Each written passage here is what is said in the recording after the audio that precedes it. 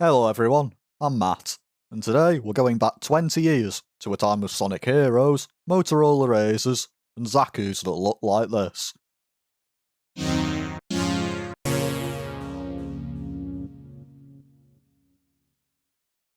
After finishing up the high-grade Zabungle, I took a bit of time off from my shed, mainly to attend to my horrifyingly bottomless music collection.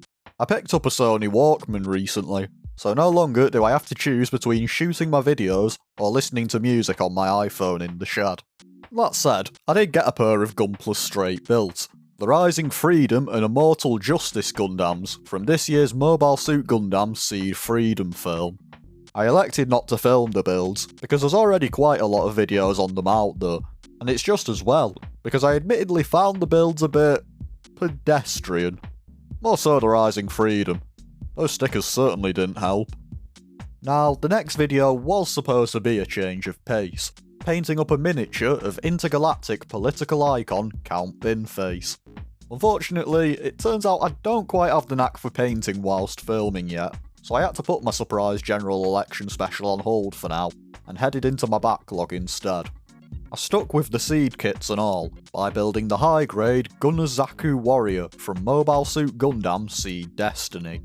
This modernisation of the original Zaku 2, now equipped with a massive gun, released back in 2005, and besides the new weapon, appears to be identical to the high-grade Zaku Warrior from 2004. Which, yes, makes this thing 20 years old. That's quite scary to think about. As such, the kit appears fairly simple from the runner makeup. The Zaku itself is built from only 3 runners, with 2 polycap runners also provided. There's also a sheet of stickers, but it's surprisingly restrained, with only the mono eye and red details for the weapon and backpack supplied. Unfortunately, this does mean painting is essential for a fully accurate build, as I'll discuss later on. Starting, as usual, with the head, it's a simple affair of only 4 pieces, and that mono eye sticker. The kit does have a moving mono eye segment, which will make the final thing look a bit more expressive, but even so, I wasn't particularly taken with the final look of the head. It's a bit hard to explain, but I found it a bit tame looking, like it lacked the intimidating glare of the Strike Gundam and friends, or even some classic Zakus. Now, I've considered replacing the sticker on my mono eye kits before, but space issues always made it a bit of a hard task. That wasn't going to stop me this time though. In this case, I tried out several small circular pieces, in order to gauge the correct size for the eye. The first go round involved a Lego stud that I'd cut to size, but the results were a little bit out of proportion. Starting over, I ended up removing the ball joint from what looks to me like a Spur Iron-Blooded Orphan's foot frame piece. With that said, if anyone knows what this piece actually is specifically, please drop it in the comments because I'm completely none the wiser. I removed a minuscule portion of the back of the ball so that it would lay flat, and I think it worked out really well once glued into place. In order to create the space for the new eye, and to give the Zaku a more menacing expression of sorts, I also took a freshly sharpened hobby knife to the rest of the head, removing all of the peg holes and the back of the mouth section. This allowed the lower half of the head to sit at a slight angle, giving the Zaku that rather grumpy look that I wanted. The finishing touch was painting the eyepiece. I initially did the eye itself in the metallic red Gundam marker, cleaning up any overspill by way of the black Gundam marker. However, and as usual, the metallic red came out a little too dark for my liking, so I ended up applying some silver and pink Sharpie to the front of the eye for some more visual clarity. The torso doesn't have many pieces to it either, but it does have a rather unique approach to the shoulder articulation. By combining some pegs with the polycaps from the Polycap 7 runner, you get ball-jointed shoulders, with a relatively solid range of motion and even a sort of sliding mechanism. I don't think I've ever seen this approach taken to a Gunpla's shoulders before, and whilst it's certainly preferable to the usual non-functional shoulders of this period, I'm not entirely confident the ball joints will hold up to much wear and tear over time. There is a tilting polycap installed in the waist joint too, although it's virtually neutered by the lower torso segment. To try and increase the motion, I removed a small area of plastic from said segment to provide some more bend. It's not exactly a showstopper, but it's a small increase. Besides that, the only other thing of note during the torso build was the slightly unusual construction of the suit's collarbone area. It slides around the neck joint in a somewhat unintuitive way, and it isn't held in place until the torso halves are combined. This does make it a bit of a balancing act during assembly. I will also note the seam line going down the sides of the torso, but I didn't find it enough of an issue to bother sealing up. It's just as well and all, because I needed to save my plastic cement for the limbs. As mentioned, I did modify the upper waist slightly, but the lower waist required much less work. The only chopping I did here was the age-old practice of separating the front skirts. They're not ball joints for once though, they're a straight tube instead, so a keener eye than usual is recommended for the best results. I was pleasantly surprised to see the yellow boosters on the skirting armour were all separately moulded in yellow plastic, as it would have been relatively understandable for such small areas to be moulded into the green armour pieces, especially on a high grade that's 20 years old. Meanwhile, the side skirt construction is a little unusual in how you slide the clips into the pieces. I had a feeling I'd be sliding them back out in no time, so I elected to cement them in place for peace of mind. Finally, and in the first of a few examples of me not thinking before I cut stuff up on this kit, I managed to remove the tabs that lock the back of the waist into an open or closed position. When closed, the storage for the small machine gun is hidden, but the lack of tabs meant it kept falling off, so I ended up gluing it into the open position. Somehow, I think I'll be displaying this thing with the giant gun strapped to its back, so I could do with the storage for the smaller gun. The limbs are definitely where this kit starts to show its age, and this is most apparent in much of the arm segments having seam lines. The inner shoulders, the left shoulder armour, and the lower arms all have them, and removing them ranges from relatively trouble-free, as with the shoulder armour, to nigh impossible without removing moulded detail, as with the lower arms. The front of the lower arms do slightly better at hiding the seam, but the wrists let it down, and I found them weirdly tough to deal with and all. As for that moulded detail on the back of the arms, I attempted to re-establish it with my hobby knife after sanding was done. The final results, as always, weren't the prettiest, but I reckon it went far better than my previous attempts at panel line scribing. One of these days, I'll actually pick up a specialised chisel for this kind of thing. As well as removing the seam line, I found it necessary to sharpen the shoulder spike, as it was a little too blunt for my liking. Besides that, construction is relatively close to other Gunpla of the era, with a singular elbow joint covered by a large grey piece. In yet another case of not thinking things through, I tried to increase the bend by chopping away some of the inner arm, but it didn't produce any improvement to the articulation whatsoever, so I spun the piece around to restore the original look. That said, the dark grey of Runner C is a very close match to the polycap colours, so I don't think the exposed arm joint looked entirely dodgy. I quite like how they handled the left shoulder shield as well.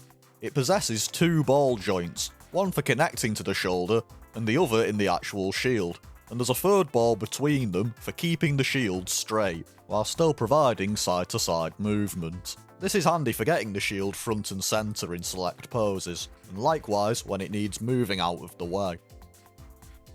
As with the arms, the legs build up much the same as any other contemporary kit, although the upper leg build actually reminded me more of my recently built high-grade Camphor from 4 years later. This extends to the seam line on the upper leg being disguised as a panel line, except it's not quite as successful, as the panel line is supposed to terminate about halfway up the upper leg. As such, you'll need to keep the plastic cement on hand, although you could probably get away with leaving it, seeing how the line is mostly hidden beneath the skirt armour. The seam line on the lower leg is another story. It runs through the knee down to where the ankle armour is attached, so sealing it up will massively improve the final appearance.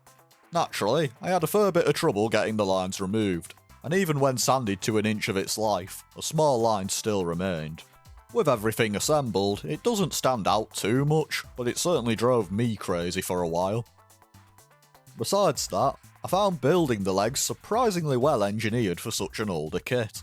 There's a great double knee bend, and although the side-to-side pivot of the ankles is slightly restricted, the joint is attached to a horizontally aligned polycap.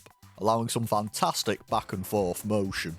The tubing that connects the halves of the legs together is made from hard plastic, rather than the rubbery pieces Bandai sometimes uses, but it moves around with no problem, and it doesn't restrict the articulation at all, although I did find it could sometimes snag on the knee.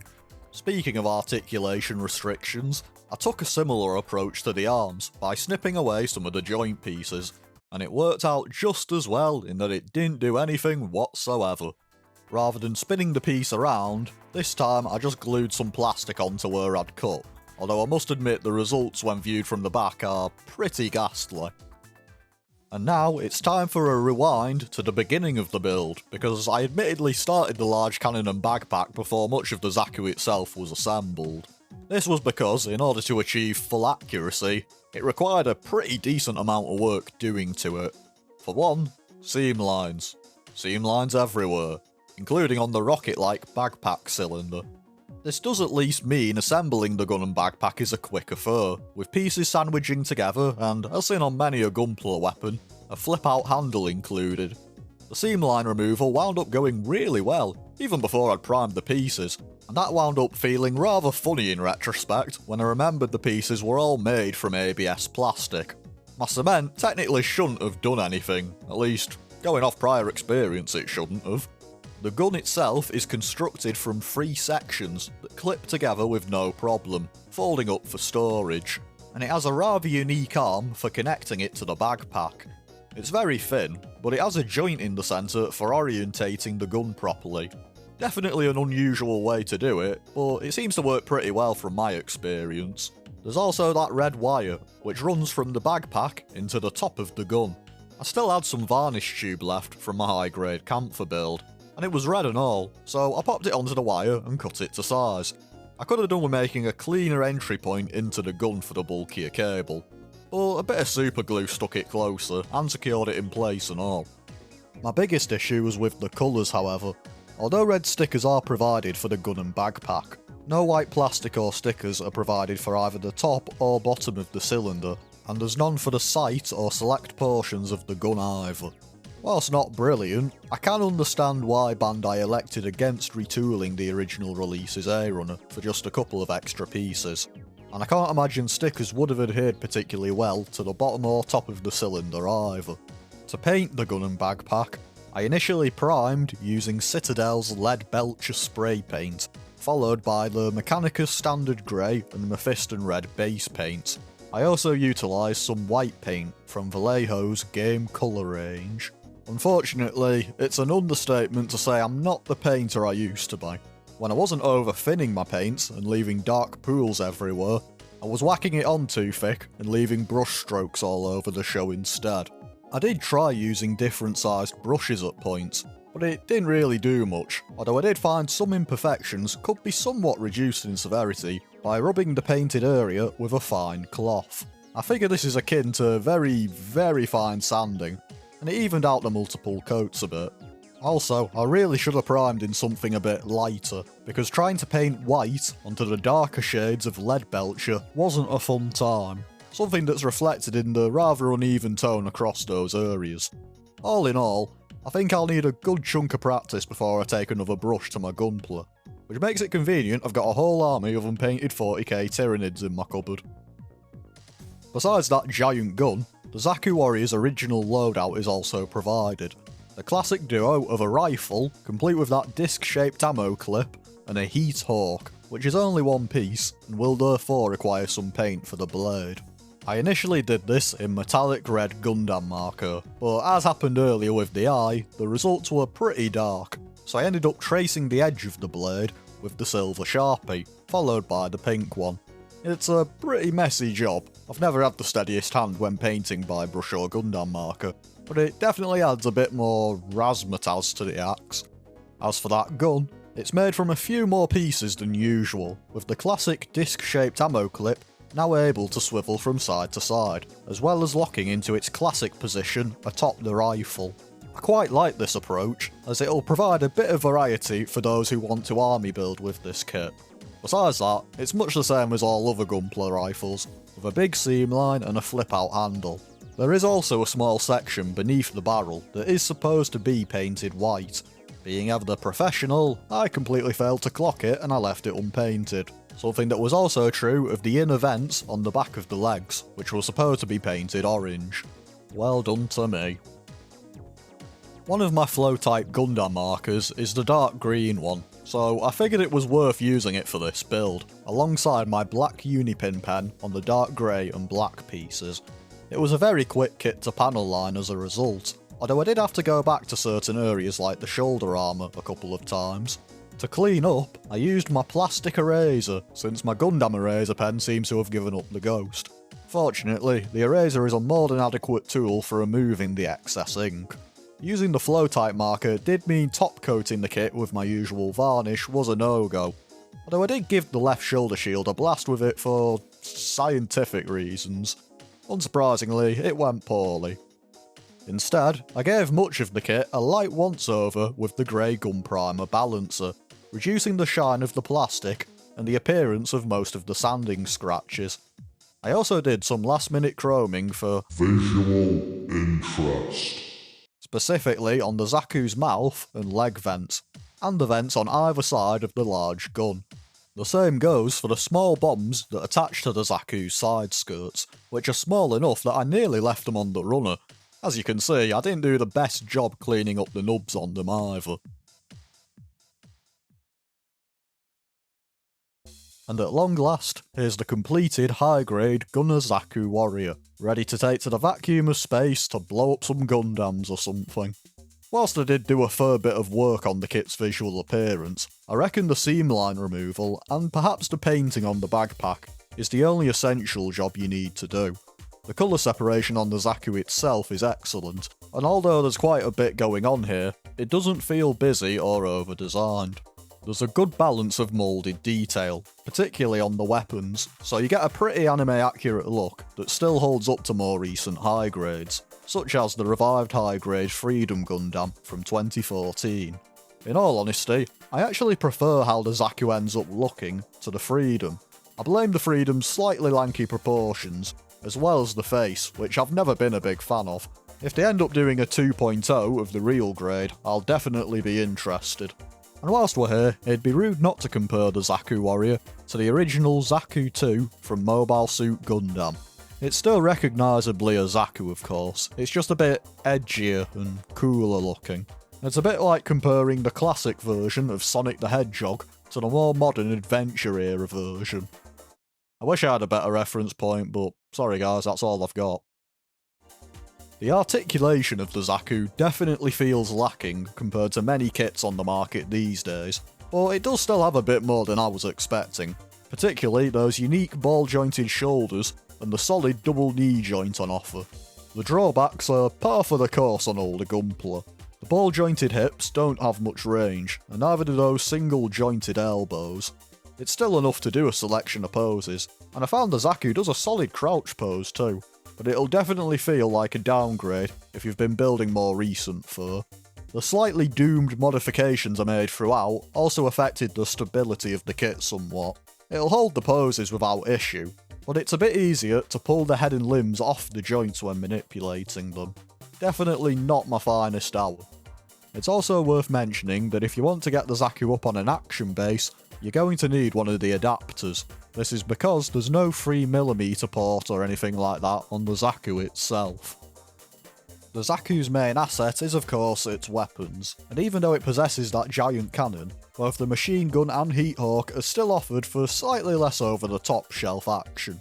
There's a variety of hands too, including a trigger finger right hand that only really works with the large cannon. Using said hand with the machine gun produces a pretty loose hold, whilst the standard holding hand has no trouble handling either the gun or axe. There's also a pair of left hands included, with an outstretched one joining the usual holding hand on this side.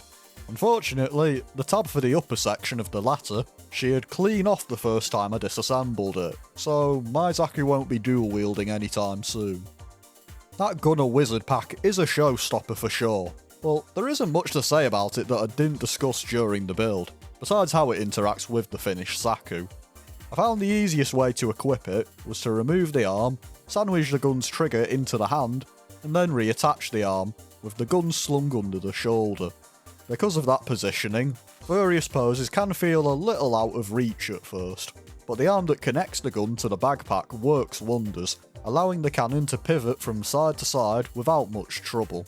It did take some getting used to, mainly because I feared breaking that small joint in the support arm, but it does mean the kit can pull off some fairly over-the-top firing poses, and said joint works in unison with the shoulders to provide butterfly joint-like motion. Overall, the high-grade Gunner Zaku Warrior is definitely a kit of two halves, and not just the two halves of each limb. For an early 2000s release, the main Zaku unit manages to stay true to the original line art, without the need for stickers or paint. It'll still need a hefty amount of plastic cement though, in order to seal up the rather severe seam lines across the set.